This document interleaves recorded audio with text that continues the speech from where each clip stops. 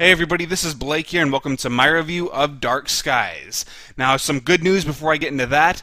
I have my jacket right over there. Yes, as soon as this is done, I'm going to start production on the new Critiquing the Critics episode. I have a new camera, but I'm not sure if I'm going to use that yet because I'm still trying to figure out how it works, if it works at all. Never buy used camcorders online. It was such a good deal, though. I could not resist. I have the script all done. It's looking pretty good. So hopefully you shall be pleased with that. And hopefully I can get it done. I'm aiming for Thursday, but I've made too many bad calls on that before, so who knows. So also, March is coming up, the month of my birthday, and as I've said before, I am reviewing a franchise, and you are all supposed to vote as to which one I review. The options are The Howling, Puppet Master, and Children of the Corn for the 3 horror options, and for the martial arts options, we have American Ninja, Best of the Best, and Kickboxer. I think so far Kickboxer is winning. So if you're interested in seeing what franchise I do, please check the link in my description and go ahead and vote. So, Dark Skies. You know, I had tried to film this video before, and I felt I was complicating things, so I'd stumble and it was really awkward sounding. But then I realized I don't need to make this into a very complicated review at all. Pretty much just take every haunting/possession movie you've seen in the past 5 years and replace the menace, the demons, ghosts, whatever, with aliens, and that is pretty much Dark Skies. Is it the disaster that I was expecting? No, not at all. It was just really mediocre. And these days, I am much less forgiving of mediocrity. See, I've been accused of having poor taste in the past, that I've given passable ratings to bad movies, but the truth is, when you spend so much time watching direct-to-DVD Steven Seagal movies, you sort of just take what you get. Mediocre seems so much better, but these days I'm trying to get over my addiction. I'm trying to realize that these movies are far worse than I'm giving them credit for, and a good sign of that is whenever I watch them again, I tend to hate them that much more. It's like they hold up much worse. For example, Jonah Hex. I gave that movie a 2-star rating when it first came out and I saw it in theaters. Well, I ended up watching it on DVD much later, and I thought it was like a 1-star movie. I was so bored out of my mind, which was a total flip of what I initially stated, where it was a bad movie, but it was kind of entertaining. So these days, I'm trying to be much more of a critic. Granted, that's still hard to say when your favorite movie is Carnosaur, but that is neither here or there. So, Dark Skies, I guess I'll just start by talking about the story and pretty much how it is one of the most conventional horror movies to come out in the last 5 years. So pretty much you have your usual setup. There's the parents and 2 kids. One kid, he's really naive, innocent, and gullible. Really stupid, too. When aliens appear to him, he just kind of treats it as a normal everyday occurrence. Are kids at this age really that stupid? I'd like to think when I was his age, if I saw a frickin' alien, I'd freak the fuck out and run to my parents' room. But not him. He just treats it like, you know, typical occurrence. But while that caricature might cause me to roll my eyes, the next one makes me grit my teeth. The older kid, he's much more rebellious. He's always bitching at his parents. He's constantly frowning, always seems kind of angry, and you just want to punch him in the face so much. Boy, have I never been one to advocate child abuse, but sometimes these movies really make me question my beliefs. And what's interesting, I guess the writer of Dark Skies, he thought it would be more bold and revolutionary to just go ahead and combine certain cliches, because usually you don't see the rebellious kid and the naive kid in the same movie. Well, sometimes you do, but then I guess I'll talk a little bit about the parents. You have the mom. She starts realizing when something really strange is going on. She starts suspecting that maybe there's something she doesn't understand that's happening, so she starts looking on the internet, which is always what they do in these movies, which I guess would be the natural reaction. But let me tell you this, if some really strange shit was happening, I'm probably not going to get the answers I look for on the internet.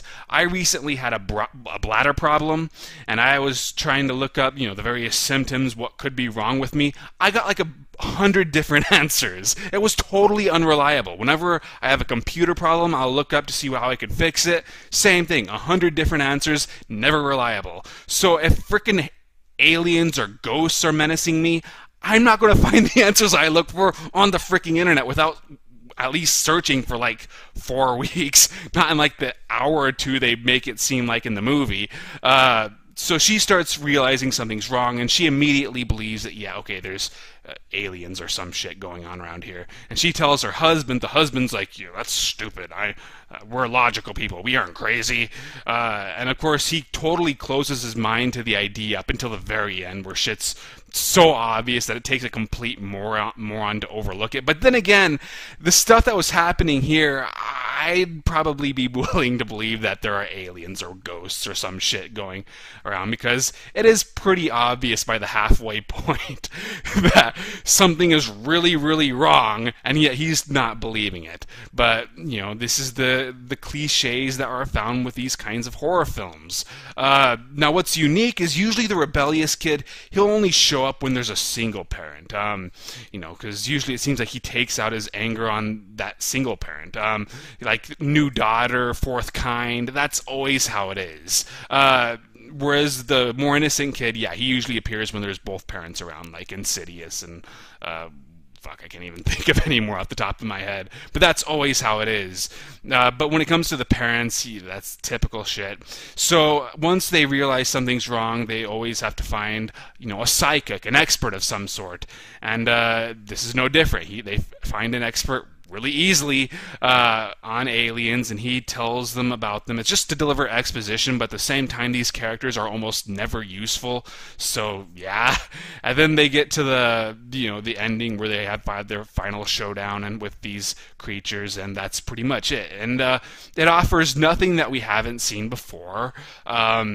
Everything goes down in the usual familiar fashion. But what's weird is that it seems like at times they're really ripping off other movies. Like, for example, when the first evidence that they're being harassed by something, it's just like they find all these various, I think, kitchen appliances and maybe furniture, stacked together really nicely. They even point out how fancy it looks. Like the dad says, I don't know if I should be pissed off or impressed, because he thinks it's just kids doing something.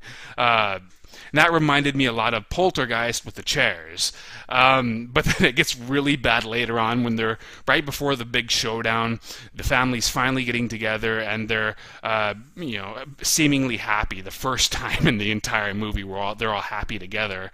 And he starts saying, "Do you remember your first 4th of July or whatever?" And it reminded me so much of Signs that honestly M. Night Shyamalan should be pissed. Well, maybe he shouldn't, because this is probably the best thing to happen to M. Night Shyamalan since, I don't know, The Village. This movie is not that good, but at least it is better than The Last Airbender, Lady in the Water.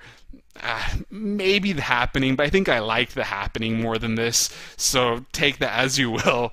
But I think this movie could have survived, because so many horror films that are coming out these days, they all have these same cliches. Even the good ones, The Lady in Black, Insidious, Sinister, Don't Be Afraid of the Dark, even though once again they have a different villain. I like them, but they're very bland when it comes to the writing, at least with most of those movies. Sinister had a little bit better of a screenplay than the others, and The Lady or Woman in Black also had a pretty decent one. But it's all about the execution when it comes to horror. You could survive a rather bland script if the direction is really sharp. That's how the movies I just mentioned work. They really hit hard in the scare department. So, is this movie scary? No, it has its moments where, yeah, it is kind of eerie. The build-up is decent. I don't want to say this is fast-paced, but it does seem like the more jumpy moments start occurring earlier on than most of these films. It's less about the slow burn suspense that like the Paranormal Activity movies exploited, but I would say it's very erratically paced. It seems like it's constantly speeding up and slowing down and speeding up again, and yet sometimes it is rather aggravating, but I was never bored. I guess I will say this about Dark Skies, it went down rather smoothly. The main problem with it is that a lot of the scares rely on the actors. Now, this is one of the main problems that plagued The Devil Inside. Now, The Devil Inside, I liked more than most people, even though it is not a good movie. One thing I liked about The Devil Inside is that at least it had a different concept. It didn't go by the usual cliches that most of these films do.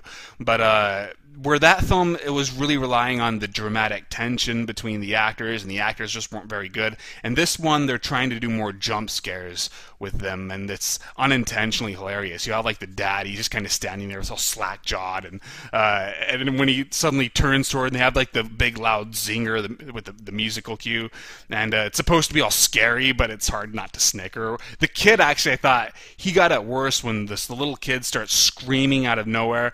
I was laughing so hard. I must have pissed off the people next to me. So that is kind of a problem. Then you have like the mother banging her head against the glass.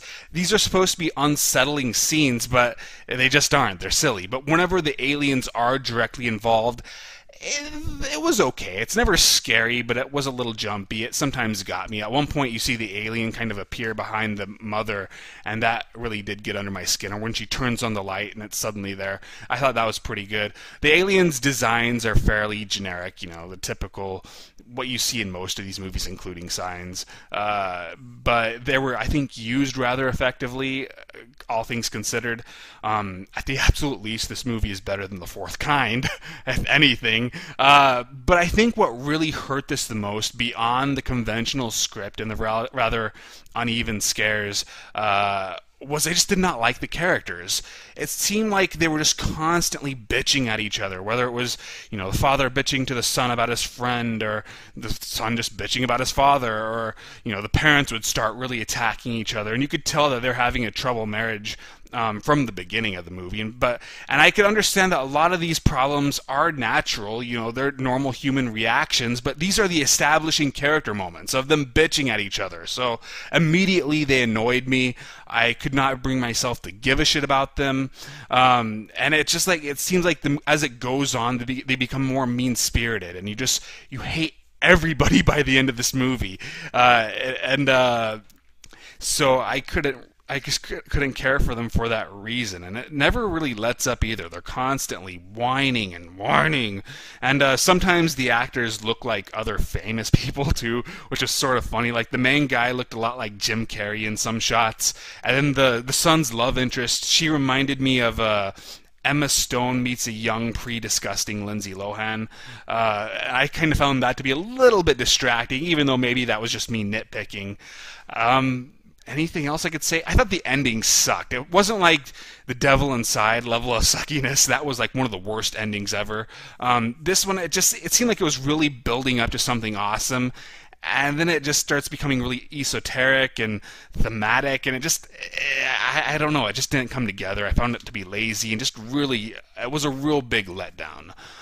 So I think that's really all I have to say.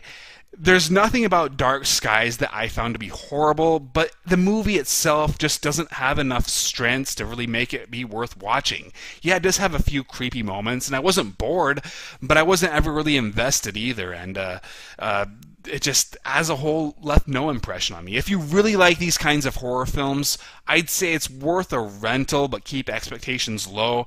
But I can't really bring myself to say go watch it in theaters. It didn't make me angry like that stupid-ass Die Hard movie did. But at the same time, there was nothing about it that really pleased me either. Once again, you've seen this movie before. It just happens to have aliens instead of demons or whatever. I guess I'd say it's better than Paranormal Activity 4, but not quite as good as Paranormal Activity 3, which was just above average.